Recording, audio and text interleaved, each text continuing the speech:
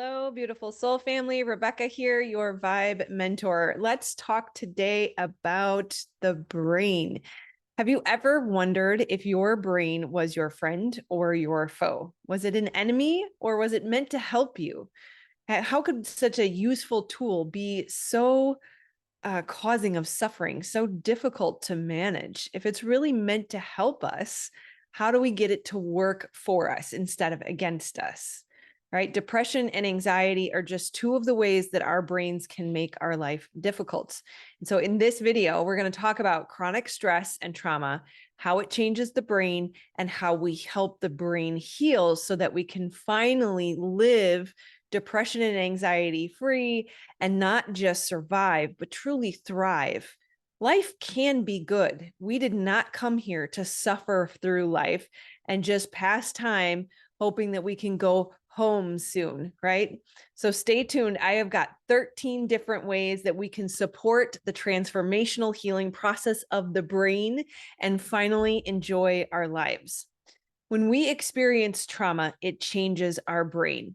And even if you don't identify as having trauma, just a chronic state of stress can change the brain in similar ways. If you look at Gabor Mate's book, The Myth of Normal, our society is traumatized by the way things operate right now. And in some cases, the way that we exhibit these trauma responses can also be similar to ADHD. So if you have ADHD and or you have experienced complex trauma and or you're just a human being living in the world today, this video is for you. This will help you heal your brain, make friends with your brain so that you can finally start to enjoy your life. Right? Similar to the ADHD brain, the trauma responses that a vast majority of the world is experiencing right now can be supported, healed, or even prevented by the methods that I'm going to share here, right? So things like impaired memory, difficulty focusing, impulsivity, restlessness, difficulty sitting still, or even just difficulty regulating emotions. Maybe we have more down moods than we do up, or maybe we're irritable, or maybe we're hyperactive, or maybe we're hyper vigilant, right? Maybe we're disorganized and we struggle with executive functioning, which is like planning and time management. These are just a few of the symptoms that not only is someone with a traumatized brain, but also with an ADHD brain share in common, right? And that's because our brains change from our original design when we experience chronic states of stress or trauma. And the way that the brain changes, I won't give you too much of the science, but I want to just kind of help you understand how deeply impacted the brain can be living in that chronic state of stress. It can lead to an over emotional center, an over exaggerated hyperactive. It even grows in size, the amygdala in the limbic system of the brain, which is in charge of emotional regulation. That means it can be very difficult to regulate our emotions. Now, note too that the brain is very intelligent and it recognizes what is needed and what is not. And a process of pruning happens. So when we live in an environment where we don't feel safe or we live in a constant state of threat, the parts of the brain that are in charge of survival have to become engorged or larger or over amplified or overemphasized or overutilized to maintain your survival. And then when that happens, these other areas of the brain that are deemed less important on a priority perspective, they shrink in size. And so when we have an overactive amygdala, it can allow us or it can cause us to feel like there are threats that don't really exist. And so the other parts of the brain, like the hippocampus, which is in charge of memory, actually shrinks. And that also is supposed to play a role in emotion management. So again, it amplifies the difficulty in managing our emotions. Our prefrontal cortex up here, our intelligent brain in charge of executive function like planning and time management, is also impaired. It literally shrinks in size. And that can lead to difficulty in making decisions, difficulty controlling our impulses, and again, emotion regulation. So you notice that when we are depressed or when we are anxious, we're having a difficult time regulating. We are in a dysregulated state. And so you can see how all of these different changes in the brain are impacting emotion regulation. Another area of the brain that is impacted are the neurotransmitters, right? They're the chemical messengers that affect our mood and contribute to, again, anxiety or emotion, right? Our neural networks are impaired, and it makes it difficult for those parts of our brain to communicate with each other. It makes it difficult for all the parts of the brain to communicate with each other. And again, that challenges our ability to process emotion. Hypervigilance can also be an issue that is creating, and not necessarily creating, but perceiving threat where it doesn't necessarily exist.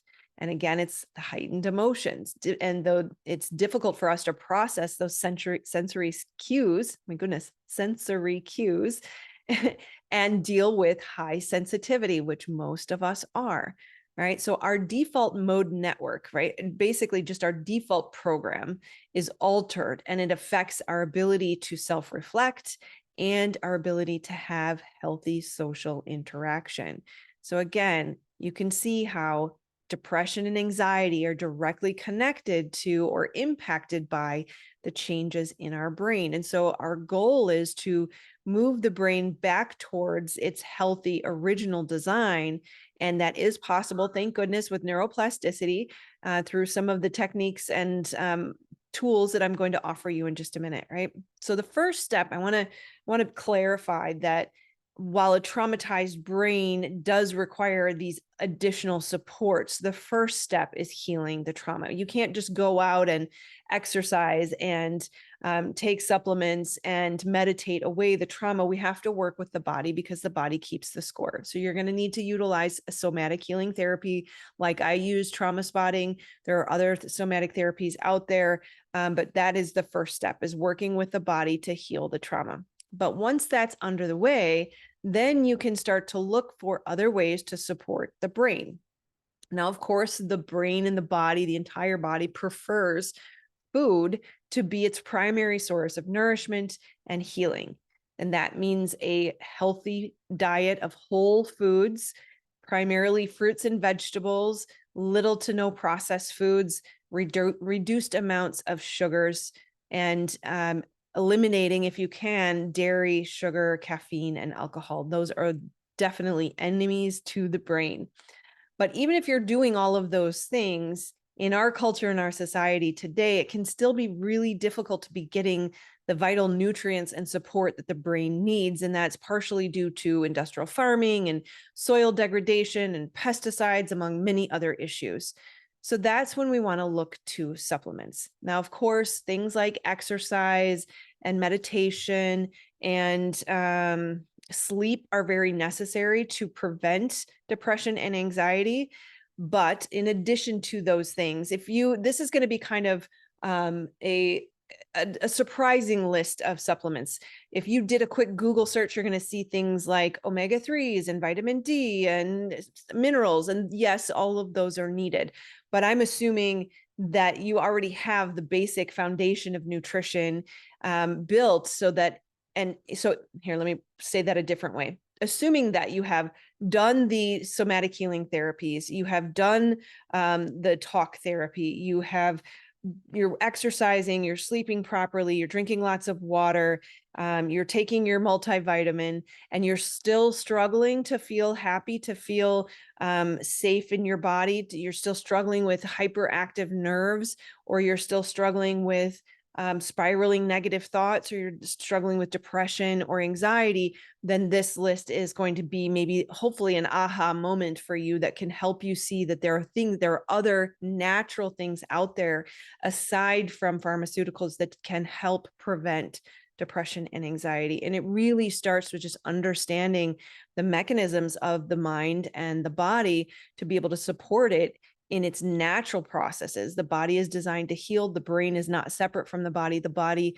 and brain can heal, provided we give it the proper environment. And so these 13 supplements or tools that I'm going to offer you can help you rebuild your brain back to its natural state.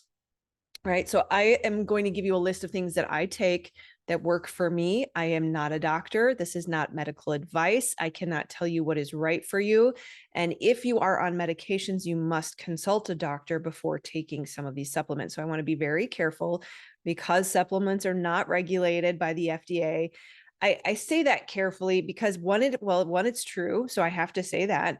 But two, it's not regulated because they don't want you to focus on natural healing remedies. They want you to take pharmaceuticals. So you have to be careful. And I think what's important as it relates to not being regulated by the FDA is finding a reliable source.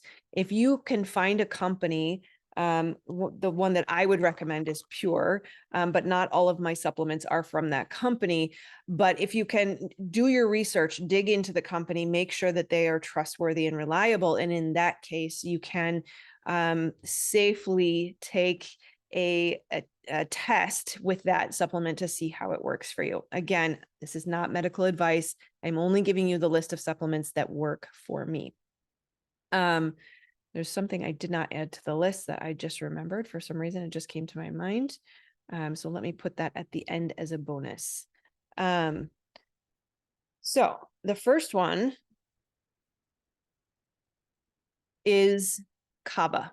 Kava is a root. It works beautifully for anxiety. So I have all of my supplements here that I'm going to show you. There's just 2 or 3 that I don't have with me, but I want to show you what I use so that maybe you can find some and give it a try if you think that this is something that you could benefit from. So if you have experienced trauma, or you have lived in a chronic state of stress, or you just live in this world that creates a chronic state of stress and causes us to exhibit trauma responses, then likely anxiety or a hyperactive nervous system or high sensitivity is part of your package deal. And so kava is tremendously helpful in reducing the anxiety. This one has ashwagandha with it, and it is a strawberry flavor. So it's amazing. It's easy. It's just a dropper, and you will notice within 20 minutes a significant reduction in your anxiety. I will also note here that I had at one point, I was taking all of my supplements in the morning, and yet by the afternoon or the evening, I would find that I would struggle. So it's important to note that you might want to space them out. This is something that you can use multiple times a day. Other supplements, maybe they call for 2 a day. So maybe you might want to take 1 in the morning, 1 in the afternoon, and do make sure that you take them with food and water. Very, very critical. Make sure you're getting your 8 glasses of water a day. The next one, also for anxiety, is inositol. It helps by supporting the serotonin uptake. So serotonin is excellent for feeling good. It comes also through healthy connections, so social connections. And what I find interesting about trauma, depression, anxiety is it's kind of this chicken or egg scenario. I don't have the energy to go out and create relationships and spend time with friends because I'm depressed or feeling anxious. And yet, because I don't go out and spend time with friends and create social connection, I then feel depressed and anxious. And so these are the types of things that can help you recover to a place of strength where you can go out and you feel excited for life. Serotonin comes through connection with others. And so we want to also create that maybe with a little bit of support beforehand so that you can then have the energy to go out and do that. So notice too that we talked about neurotransmitters, serotonin, GABA, a couple of other things that we'll talk about. These are the neurotransmitters that help send messages across the brain. They help everything work together. So it's not just about feeling good, but it's about making the brain function properly. The next one that I just mentioned was GABA. It helps with depression and anxiety. It's GABA. And it is said to block certain signals to the nervous system, which I find extremely helpful. It helps me prevent my nervous system from getting too agitated. It has sort of a calming effect. It controls hyperactivity. It helps reduce stress, anxiety, and fear, and it helps calm nerve hyperactivity as well. So the one I use is a brand Stress Arrest. Sorry, I'm about the lighting here. Let me see if I can move this to the right place. Everything's backwards. So Stress Arrest. There we go. And this one includes GABA, the GABA, and B vitamins. And typically in a oxalic acid as well. They combined things that are necessary for absorption to help the body. I have seen it alone. So again, you have to do your research and find out what's best for you. The next one I suggest is St. John's wort. Excellent for depression, anxiety, social anxiety, and seasonal affective disorder, which is, sensitivity to light. I live in the Midwest where it's very dark during the winter. And so this one is very, very helpful for me to help reduce the seasonal depression. This says promotes positive mood. It helps with the brain to use those neurotransmitters effectively. Again, it is necessary for dopamine, serotonin, GABA, and norepinephrine. Again, those are all neurotransmitters, but also this one is important to note. This may conflict with other medications. So you really have to be careful if you're on other medications, which ideally you would heal and not need those anymore. But that's where you would have to be careful and talk to a doctor. Another one that saved my life when I first started learning about depression, really first started my awakening process close to 15 years ago now, is SAMe. SAMe is again great for depression, and it works through, again, increasing the amount of serotonin that is available. Not a lot of research on this one to explain why it works, but there is ample evidence that it does work, especially in my own life. This was literally one of the first few things next to cognitive behavioral therapy that opened my eyes to what was happening in my brain and how my brain was creating the depression in my body. The next one I don't have with me, but it's pretty simple. Everybody's aware of it. It's turmeric or curcumin. I'm not sure if I'm saying that right, but it's great for depression. And it's said to be more effective than Prozac in eliminating depression. And it works through the reduction of inflammation. So you can think about if somebody comes and pumps you up with air, you're inflamed, you're puffy, right? You're swollen, everything's got pressure on it. The brain is also feeling that inflammation pressure, right? So it's going to make the brain very unhappy. And so it's pretty simple, very, very natural. I would recommend, I don't think that you can take, and maybe if you can handle spoonfuls of turmeric, good for you. Otherwise, I would prefer a capsule. I also recommend vegetable capsules. You want to make sure that you're not ingesting a whole bunch of plastic or other unhealthy chemicals through the capsules that you're taking. Another great one that I don't have with me, saffron, also excellent for depression. This one has been around for a very long time, thousands of years. And again, it is considered similar to an SSRI, which again helps the uptake of serotonin. Selenium is an excellent one for helping with depression as well. Again, I love the Pure brand. They're expensive, but they are pure. And so they can be counted on. So Pure selenium, I'm not sure if the light's going to let you see that. It might even be better back here. Helps with depression by, again, reducing inflammation, modulates neurotransmitter turnover, and helps with thyroid function as well. The next one is lion's mane or mushrooms in general. I use Genius mushroom. Go. And this one does have lion's mane, but it also has reishi and cordyceps or mycelium. And lion's mane in particular is excellent for, again, sufficient neurotransmitters, reducing nerve growth over excessive nerve growth that is produced by stress, and again, reducing inflammation. Another one of my favorites, and I'm not necessarily suggesting you take all of these. I take a lot of them. It depends on what I'm feeling. I don't take everything every day. If I'm having a hard day, I might take most of them, but I do take days off. If you're looking for just sort of one thing, you don't want to buy all of these, I'm not suggesting that you go run out and spend a whole bunch of money. But if you can, that's great. But one that is pretty comprehensive that I highly recommend that I find works is called Neuralink by Brain MD. And this one also has GABA in it. It has L-glutamine, L-taurine, 5-HTP, L-tyrosine, and vitamin B. Vitamin B, especially B12, is extremely important for any of you who are vegetarian or vegan. That also supports mood. But Neuralink, again, works with the neurotransmitters to control mood and helps balance brain chemistry. This one is developed by a guy by the name of Dr. Amen. So any of you who do suffer from ADHD, I highly, highly, highly recommend Dr. Amen. You can find him on YouTube, lots of free resources. He was one of the first psychiatrists to start to scan brains. And what he found was there are different types of ADHD, and not all types of ADHD will respond in the same way to the different types of ADHD medications. Now, he has a network of facilities. They will do the brain scan. They will see the area of the brain that is not lighting up, which means it's reduced blood flow or reduced circulation. And he will recommend not only pharmaceuticals, but also supplements to help support whatever area of your brain is not functioning in the way that is neurotypical.